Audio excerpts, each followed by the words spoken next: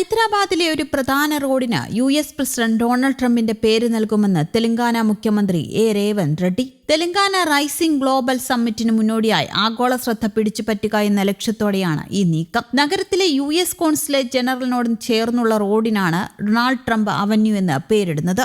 US-ന് പുറത്ത് സിറ്റിംഗ് പ്രസിഡന്റിനെ ആദരിക്കുന്ന സംഭവം ആഗോളതലത്തിൽ ആദ്യത്തേതാണെന്ന് ഉദ്യോഗസ്ഥർ പറയുന്നു. ആഗോള ടെക് ഭീമനായ ഗൂഗിളിന്റെ സാന്നിധ്യവും നിക്ഷേപവും അംഗീകരിച്ചുകൊണ്ട് ഒരു പ്രധാന പാതയെ ഗൂഗിൾ സ്ട്രീറ്റ് എന്ന് പേരിടുന്നതിനും പദ്ധതിയിടുന്നുണ്ട്.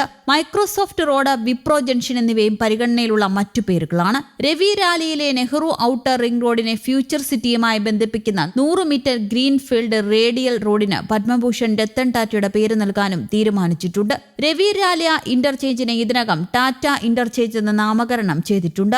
ആഗോളതലത്തിൽ സ്വാധീനമുള്ള വ്യക്തികളുടെയും പ്രമുഖ കോർപ്പറേഷനുകളുടെയും പേരുകൾ റോഡുകൾക്ക് നൽകുന്നത് ആദരവർപ്പിക്കുന്നതിനും യാത്രക്കാർക്ക് പ്രചോദനമാകുന്നതിനും സഹായിക്കുമെന്ന് രേവന്ത് റെഡ്ഡി വ്യക്തമാക്കി. എന്നാൽ ഈ തീരുമാനത്തിൽ പല ഭാഗത്തു നിന്ന് വിമർശനങ്ങളും ഉയരുന്നുണ്ട്. കേന്ദ്രമന്ത്രിയും BJP നേതാവുമായ സഞ്ജയ് കുമാർ റെഡ്ഡിയും ഇതിനെതിരെ രംഗത്തെത്തി. ഹൈദരാബാദിനെ ഭാഗ്യനഗർ എന്ന് പുനർനാമകരണം ചെയ്യണമെന്നാണ് അദ്ദേഹത്തിന്റെ ആവശ്യം.